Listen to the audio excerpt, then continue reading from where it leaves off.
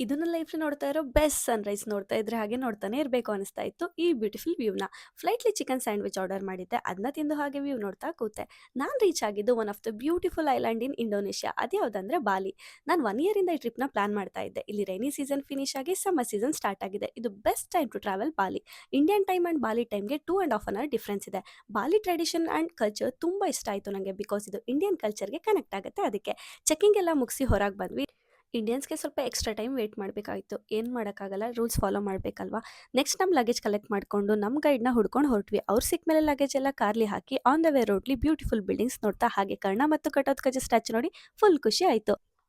Next sim ತಗೊಂಡ್ವಿ. ಇಲ್ಲಿ ಮನಿ ಎಲ್ಲ ಲ್ಯಾಕ್ಸ್‌ಲಿ ಇರುತ್ತೆ. ಇಲ್ಲಿ 2 ಲ್ಯಾಕ್ಸ್ ಅಂದರೆ 1000 Indian rupee. Next currency exchange ಮಾಡ್ಸೋಕೆ ಹೋದ್ವಿ. $US ಕೊಟ್ಟು ಇಂಡೋನೇಷಿಯನ್ ಕರೆನ್ಸಿ ಕಲೆಕ್ಟ್ ಮಾಡ್ಕೊಂಡ್ವಿ. ಟೋಟಲ್ 2,56 ಲ್ಯಾಕ್ಸ್ ಸಿಕ್ತು. ಇಂಡಿಯನ್ ಕರೆನ್ಸಿಲಿ 1,34,000 ಆಗುತ್ತೆ. ಇಲ್ಲಿ ಎಲ್ಲ ಮನೆನೂ ಟೆಂಪಲ್ ಥರ ಬಿಲ್ಡ್ ಮಾಡ್ತಾರೆ. ಟೆಂಪಲ್ಸ್ ಎಲ್ಲ ಬಿಗ್ ಪ್ಯಾಲೇಸ್ ಥರ ಕನ್ಸ್ಟ್ರಕ್ಟ್ ಮಾಡ್ತಾರೆ. ಅದನ್ನ ನೋಡೋಕೆ ಅದ್ಭುತವಾಗಿತ್ತು. ಎಲ್ಲ ಶಾಪಿಂಗ್ ಮುಗಿಸಿ ನಮ್ಮ ವಿಲ್ಲಾ ಕಡೆ ಹೊರಟ್ವಿ.